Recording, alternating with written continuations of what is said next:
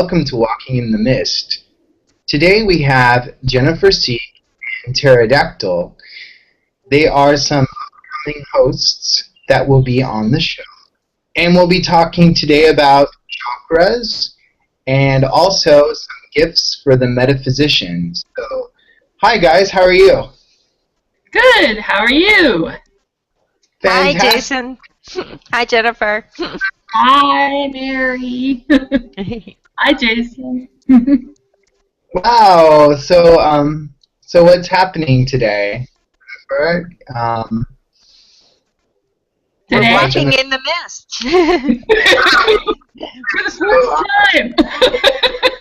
What's going on? So what's going on with you guys?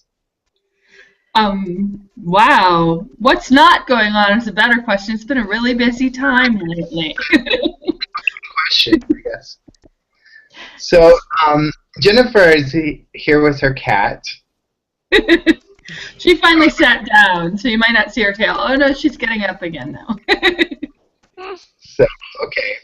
So, well, I guess we'll start with talking about chakras and just talking about what are chakras and talking about your work, both of you working with chakras, and how you think they're important. So, Jennifer, do you want to start? Sure. I started working with chakras years ago because I was, sometimes when we go through our lives in the world, in the three-dimensional world, we bump up against things that are difficult and we're not sure how to handle them. And chakras really provided me with an opportunity to connect with not only the three-dimensional world, right, the colored world out there in the universe, but also the energies inside my body, because chakras represent subtle energy centers inside the body that are associated with different feeling states and different colors and different vibrations that we bump up against energetically in our lives. And so I started working with chakras because I was struggling with some things in my external life, in my world, and created a meditation, a series of meditations and tonings to work with that so that I could handle things better, so that when I bumped up against stuff that was difficult, I had some tools in my toolbox. And now I'm getting ready to do a series of workshops on working with the chakras, working with this toning process, and then doing some chakra mapping, which helps us with some of the bigger goals in our life so that we have a strategy to move toward and in the direction of our dreams by approaching different kinds of tasks and then noticing energetically when we do the meditation in conjunction with that and the toning, how we're able to move through those fears and blockages toward actualizing a part of that dream or that goal to get closer to our final goal. So I'm pretty excited about the workshops and getting ready to do them at the beginning of November for a group of folks, and excited about the direction that it's headed in. And really have to say, it's just been a wonderful, amazing tool. And I wouldn't have known when I started how transformational a tool it could be. Very amazing. Okay, and for you, Dactyl, I know that you've talked about chakras on your show. And can you tell us a little bit about your work with chakras and how you work with them? Sure. On There's a Rock for That here on the Attune Magazine radio network. Chakras seem to be something that always relates. A lot of what Jennifer was just saying really resonates with me because it does have, it is, I like the idea of mapping. Because I do think it is kind of a roadmap in a sense to, what our responses are. How we're taking in things around us. How do we react to people? The challenges that we have, the things that challenge us. And doing a show all about crystals and rocks and stuff, I think is a wonderful kind of, there's a synergy there with the chakra system. And at least, I work mainly with the 7 main ones. I had oh, Diana Cooper on the show a few months ago, and she's like, you gotta use, all of the chakras. So there's, hundreds of them, and I'm like, okay, yeah, that would take me a while there, but I found it really useful to stick with the 7 main ones, and basically because I like the idea of the color associations with them. Now, I know the color associations with them that we use now, that sort of rainbow color, is kind of a more, it's a more modern take on it, and, you go way back, and there's been different colors by different cultures associated with different chakras. But I like working with the colors of the rainbow because so many different stones fall into those colors. You have your red stones, you have your orange stones, you have your yellow stones, blue, green, etc. And to me, that's such an easy way when somebody's interested in learning about crystals or learning how to work with them. I always recommend that they work with the chakra system, because then at least they have a starting point that's really easy. You can remember Roy G. Biv, you can remember the colors of the rainbow, and I love the rainbow anyways. I always tell people, you're supposed to eat the rainbow, eat all those different colors of food and everything, to have kind of balance in your diet. And I think paying attention and working with stones of all those different colors too helps us stay in balance as well. Yeah. What if you just eat Skittles? What? What did you say? What if you just eat Skittles? I mean, you could do the colors of the rainbow with that. I don't know how healthy that is. Well, Jennifer, you talked about mapping. Can you explain kind of a little bit about what mapping is, and just tell us basically what you mean by mapping? Sure. It was a system I came up with when I was getting ready to go to graduate school because I was so overwhelmed with the task. There's so many details and steps to getting into a graduate program or really doing any larger thing, like, starting a babysitting co-op, painting an entire house and revamping it. It can be really, really daunting and intimidating when there's all of these tasks that we have to do. And so some of us just block on the whole thing and we go, I just don't have the energy, I don't have the time, it's not in me, this sort of thing. But if we can start to take each one of those tasks that we have to do and break them down and create a map for ourselves. Imagine that the primary goal, whatever it is, getting into the grad program, selling your house, is the central goal. Then there are just spokes that come off of that, and then you make just little bubbles around that, and then other bubbles. It looks like a series of bubbles and spokes. And then you start to assign all of the tasks from the first task that you do toward the middle, the details. And what I figured out is that often the first tasks are about gathering supplies, gathering information, this sort of thing. So you put those into the little bubbles, and then you start to do the meditation, which is a series of meditations that relaxes you and gets you centered in the place of that chakra.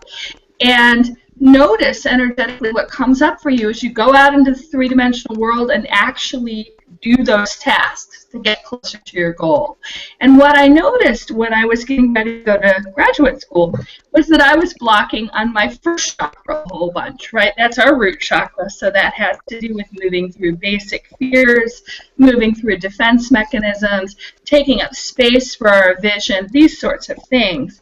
And I was doing everything else, all the details, written the papers, done all the moving across the country, figured out the budget, all that. But anything where something that was coming up with a big fear, I was blocking on those. So you start to fill in your little bubbles based on the chakras, and it really gets you motivated to build. Gosh, I did all the second chakra ones, all the ones that help me feel more joy and more connected to my senses. I've done all those tasks. And you start to isolate and say, oh, wow, this is the area of blockage for me. area is the third chakra or the chakra, right? So then you can start to say, well, this is the bigger stuff. This is the stuff that is going to maybe take a little more time, a little more attention, a little more awareness, a little more love to get these things done. And then you can start to do the meditation with those pieces in mind. And it does literally shift the energy and move you through the place where you don't experience as much of a blockage so that you can complete that task. And then you're just filling in, you're just zipping along, and you're just filling in all your little bubbles, and you're getting closer and closer to your goal. And you have a support and a map. Just even see your progress, you know, and say, wow, you know, I honestly did it. But there's a situation where you feel more guided and more connected to the universe and to your own subtle body awareness as you're doing it. So, wow, it sounds like a really useful system, and I think that definitely you're working on things that are blocked, and I think that's what I know of the chakras. You have to work with those blockages and discover where they are. So that's kind of interesting too. And Pterodactyl, you use stone sometimes to work on these blockages. Can you tell us about some stones that you use? Some good chakra stones, or some good stones to use related with the chakras? Whew, where to start? You know, like I was saying, you know, you can work with the colors for one thing, and also, you know, certain stones help. You know, look, each chakra is connected to a variety of issues, right? You know, they could be the cause of a blockage, or, you know, a partial blockage, or just kind of, you know, a slowing down. Basically, is the way I kind of look at it. You know, if we think of each of the chakras as these, you know, they're open and spinning when they're nice and healthy. I think sometimes it gets sluggish, you know, where they're not completely blocked, but, you know, it's so hard to deal with certain issues, right? And there's some stones that actually are really great for clearing all of the chakras. You know, one of the shows that I did recently, I talked about smithsonite, and that's one where if you put it at the crown chakra, it can align all the chakras all the way down. You know, I like doing layouts to bring things into alignment, to detect blockages and to unblock chakras. I like working with a pendulum, and there's a variety of, you know, different ways that you can deal with it. I like doing a chakra alignment where I use a particular stone, you know, that I place on each chakra, and then, you know, I put like a bigger, let's see if I have it. You know, sometimes what I'll use is I'll use a nice big chunk of amethyst. If you can see this is a nice little amethyst. You know, nice chunk of amethyst that I'll put above the crown. And usually, it really depends on what I'm dealing with. So I think red jasper is a great stone for root chakras. You know, just in general, if you're just doing a general layout. Now, you might look at other red stones to deal with particular issues, and some that maybe speak to what is your root chakra issue. You know, for orange, you know, for the second chakra, the sacral chakra, I like really a lot. I like carnelian, but sometimes, you know, orange calcite might work a little bit better depending on what I'm dealing with. And the solar plexus chakra, you know, citrine is wonderful. You know, practically for everything. But also sometimes yellow jasper or yellow calcite might actually speak more to the exact kind of thing that you're dealing with, what the problem is, what the issue is, what's your situation. And then the heart chakra, I mean, we have rose quartz, which is just beautiful, has such a lovely energy, healing energy. Is a great all-around stone anyways, for healing, for support, for dealing with issues of love, for dealing with issues of self-love. But sometimes we're thinking more about like the health aspect of things, you know, and maybe we need a little more, I want to say kind of of an opening of our heart chakra, you know, or just an opening of our heart sometimes. And for that, I really prefer like the green stones. You know, green aventurine is wonderful for that. Malachite is a very interesting stone for that if we're talking about healing the heart, because it has all this great healing energy and it's very powerful kind of energy and vibe to malachite. And then, you know, when we're talking about the throat chakra, what's the issue? Are we having problems speaking our truth, as we like to talk to, and a lot of people do have an issue with that? Are we worried about doing something like this show where we've got to talk, you know, and it's a public presentation, you know? Well, there's other stones that, you know, might be more conducive to that.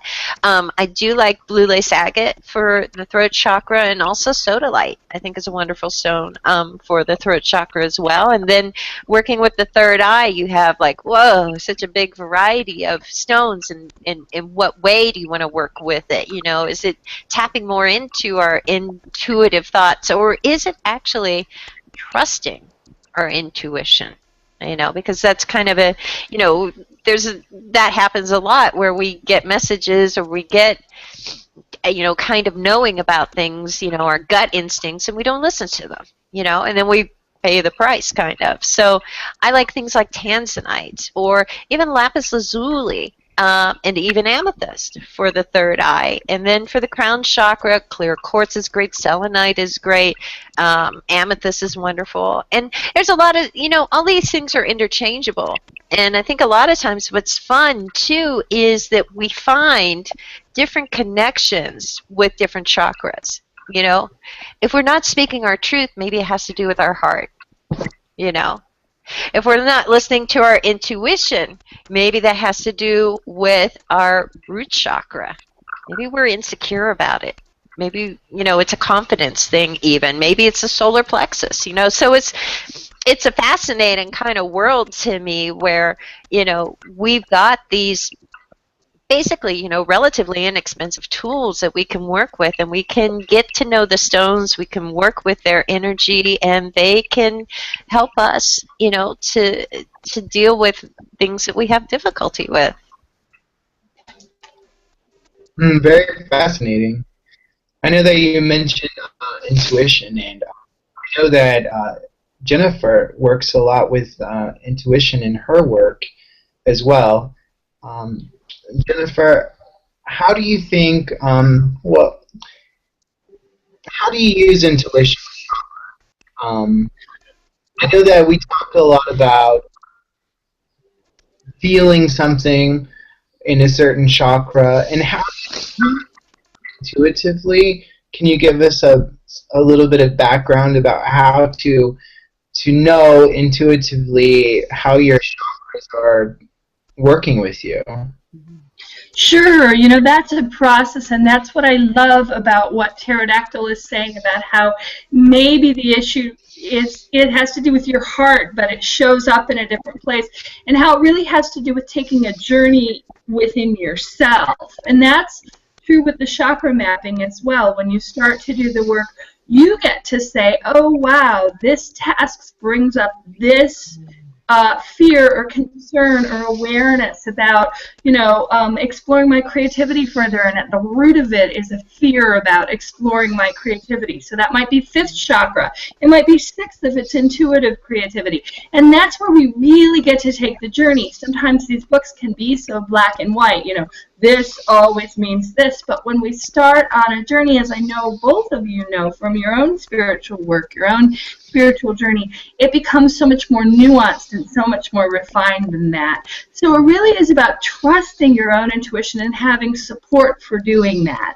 Having people in place, wonderful shows like There's a Rock for that, where people suggest that this isn't a destination to get to, but it's a homing and instinctual kind of deepening of awareness about what this whole arena looks like for us. So that I was thinking when you were talking, Dactyl, about the idea of taking those stones in conjunction with the chakra mapping, and say you have to go out and get, like I had to go out and get transcripts from different colleges and stuff where I didn't complete work necessarily, but I had to get them to get a certain transcript grade to get, to send it to Pacifica for school.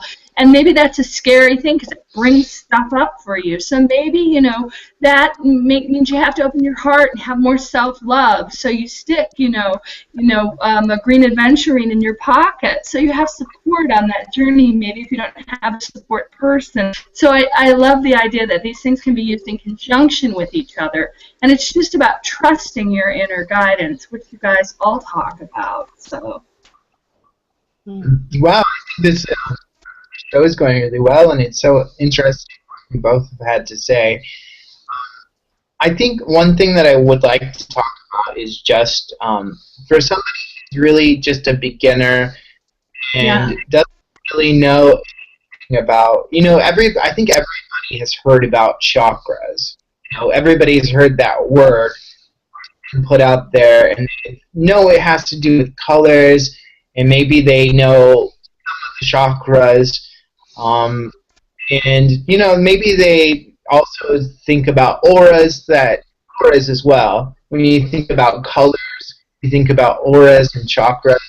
Like, I don't know, either of you could maybe tell me a little bit about what advice would you give someone who wants to learn about chakras, or where would they start?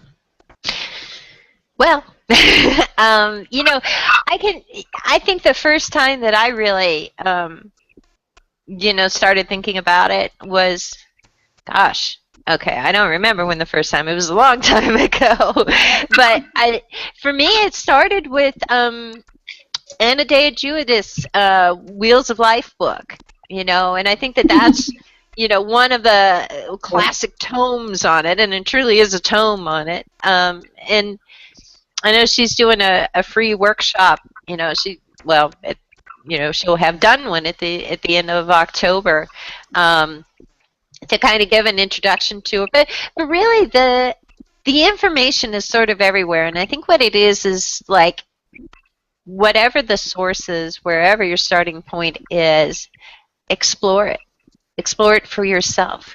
Learn about the colors, that's great because it makes it easy to associate with all different kinds of things. You can do color therapy with it, But, so you learn about, say, you start with the first chakra, right? You learn about whatever chakra you want to start with, and you start with the root chakra, and you read all these different things that, it has to do with. And you see, like, maybe an outline of, approximately where this is located on your physical body. What parts of your body can you relate to that chakra, and maybe even what crystals are associated with it as well, or even essential oils, or there's all kinds of correspondences to these things.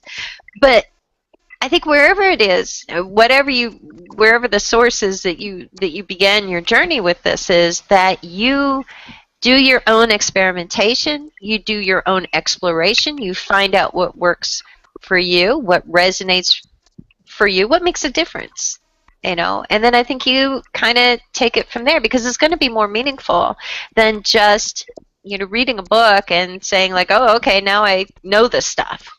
Put it into action instead, and I think that's how we really benefit from it. Okay, that's great. Very, very interesting. Thank you. Well, I can see your cat moving around on your counter. Yeah, I love that. Oh my gosh! I can't see it from here, but I can see her turning around. Love it. She's a star. It really is the star of the show that's in the background.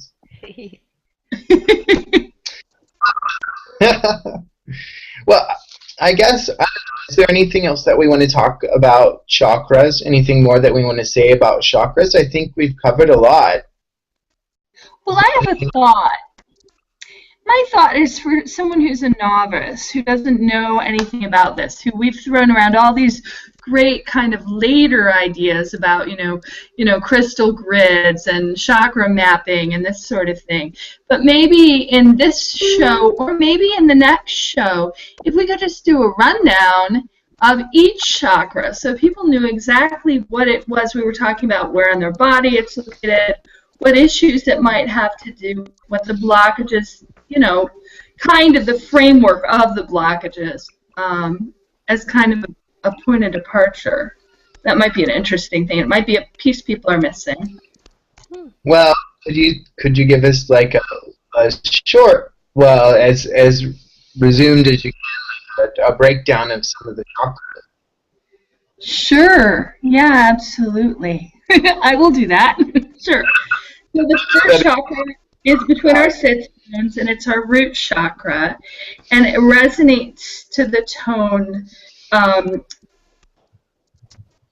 lum, and it has to do with the color red. And when that chakra is blocked, we really struggle with how to take up space in our lives, who to trust in the world, what situations to trust, how to move through our basic primal defense mechanisms, and how to make our lives bigger, how to literally take up space in the world.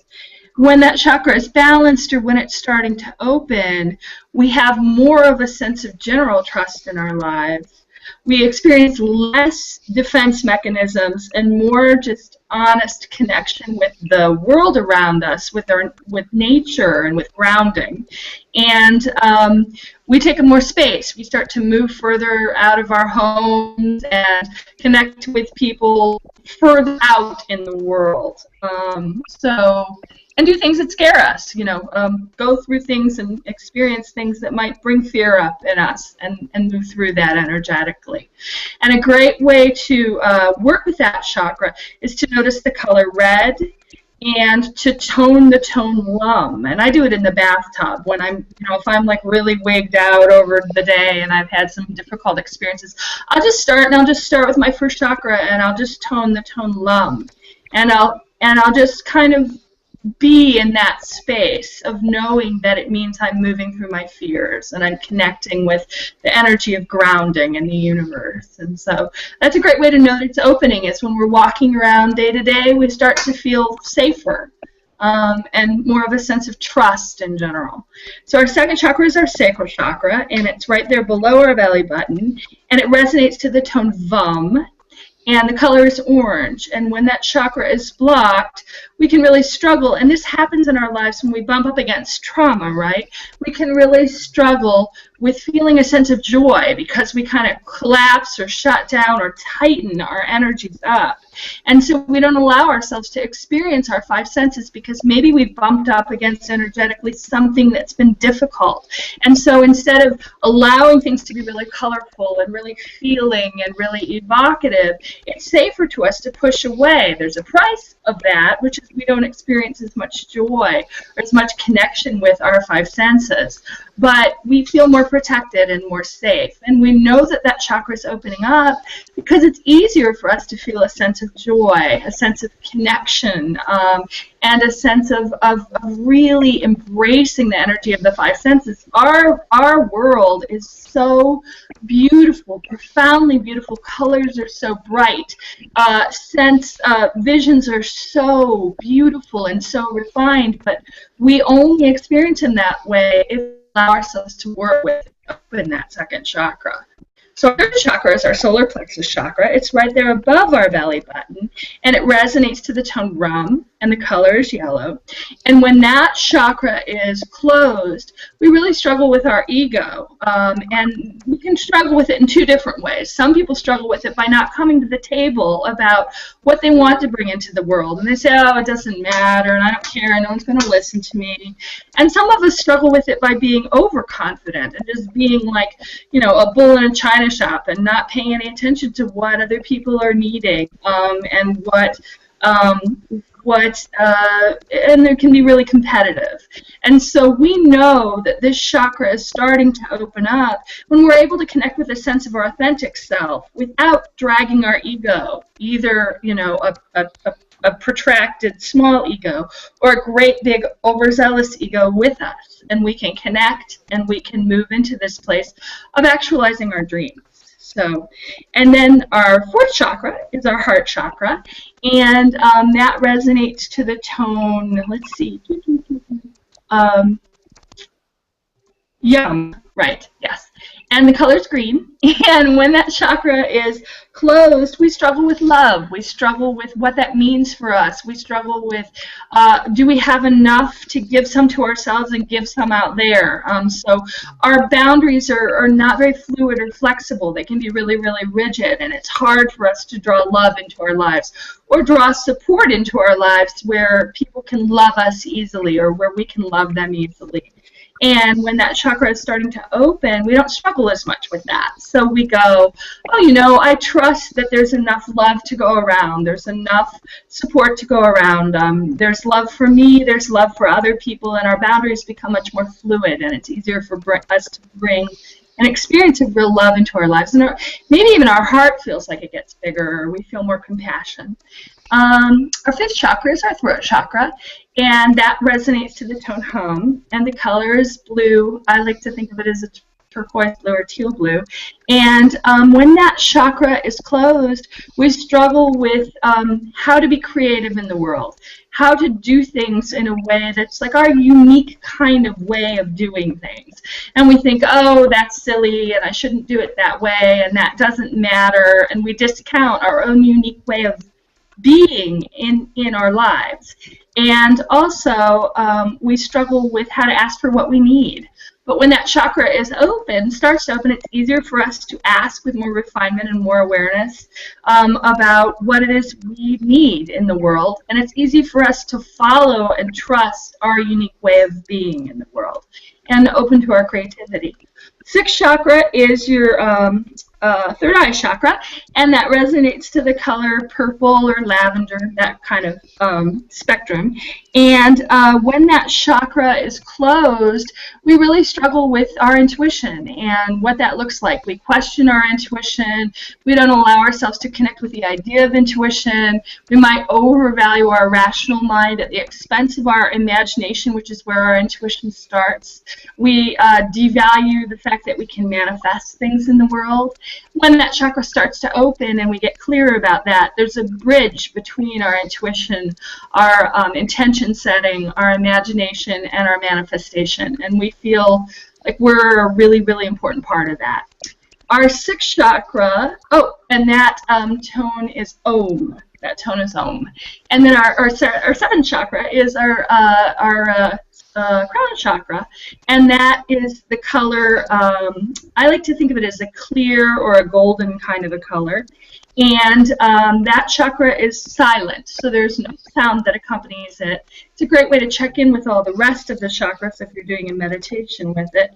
When that chakra is wide open, or when that chakra is closed, we feel disconnected from a god source or a goddess.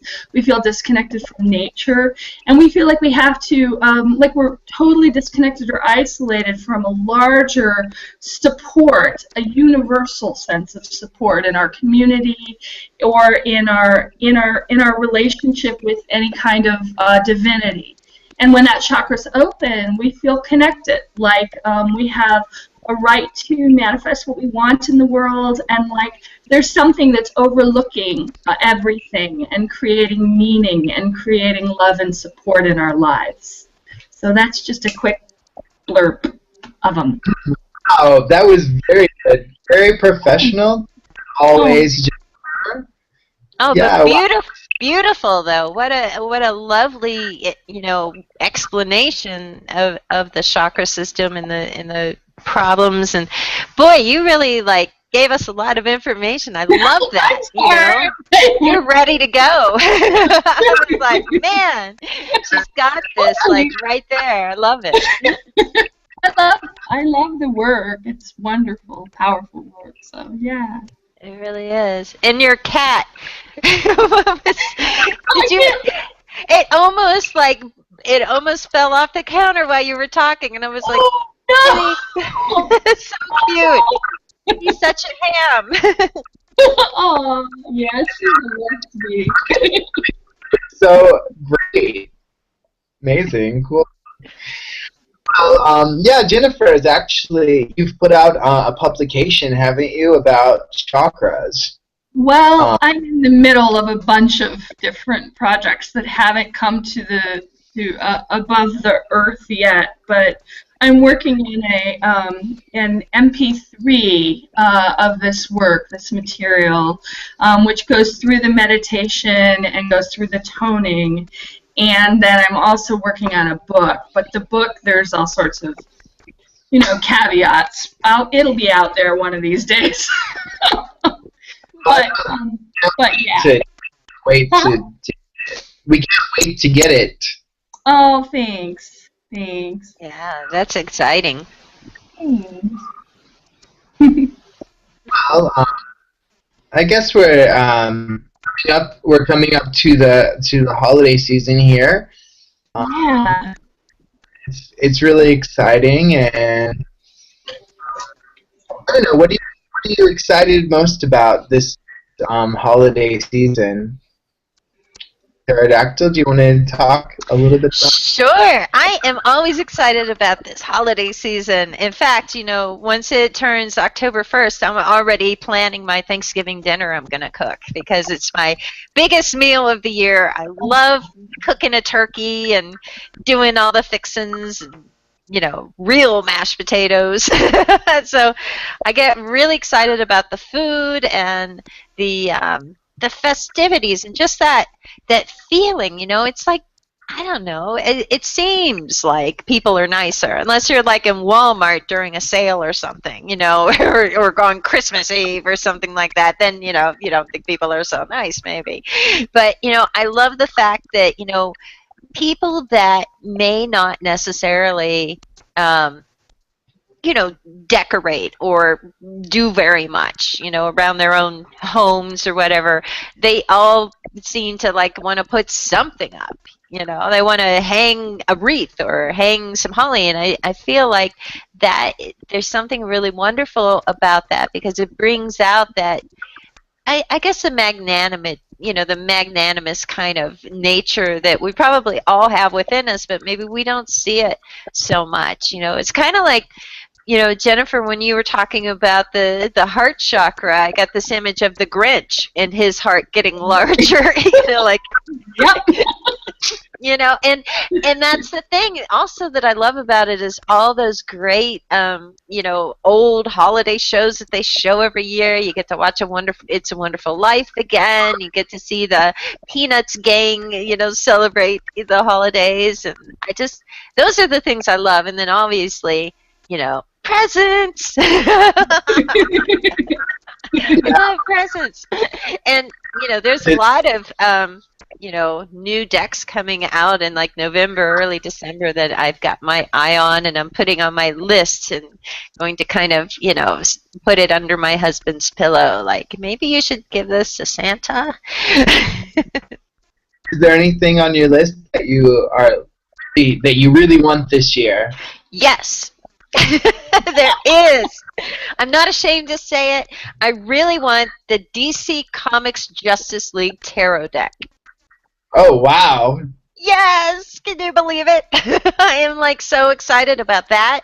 I'm also excited about the new Archangel Gabriel deck coming out by Doreen Virtue, just because I feel like, I've got the Raphael and the Michael one. I need the Gabriel too, right? That would be wrong, I guess, in a sense not to have it. And then I'm really kind of interested. I don't know if you guys read that book by what was her name? Can't think of her name. The one that wrote the book E Squared. It was such a big kind of deal. Well, there's an Oracle deck, the Oracle of E, that she's putting out with Colette Baron Reed. Oh, wow. So I'm looking for that, and that's going to be, I think it's a 52-card deck, connected with manifestation, and and kind of working with the concepts in the E squared book. So I'm really looking forward to those in particular. What about you guys? Cool. Anything in your wish Me? list? Well, I honestly have been so busy, I have not thought about it yet. I mean, I'm sure there'll be some stuff that comes up for sure, but I usually don't think about it till later. Like, I agree. I love the holiday season, and I love, cooking the turkey and all that stuff. And I love, what I love the most about Christmas is the magnanimous part for sure, but just the lights and the music. It just gives people such a connection with beauty that I don't think that they have. There's an excuse to slow down, the reason for the season, and they slow down and they are able to see these beautiful lights and hear this beautiful music, and so beauty is more of a thing that they're tapped into, that connection with it, and so that's what I love the most about the holiday season. The natural gifts of the holiday. Yeah. Huh? The natural gifts of the season. Great. Exactly. I'm looking at this deck, Nature Whisper Oracle. You were saying that, yeah. It looks so beautiful, the artwork. And Pterodactyl, don't you have another card deck by Josephine Wall, isn't it? Josephine Wall, Angela Harfield. Yeah, I've got you're talking about the Nature's Whispers Oracle deck, and I've got one that came out. I forget when exactly it came out. At least a year, maybe a year or two ago. But it's called the Whispers of Love deck. But yeah, by the same creators, and the artwork's just beautiful, and the messages are really interesting too, because they're not.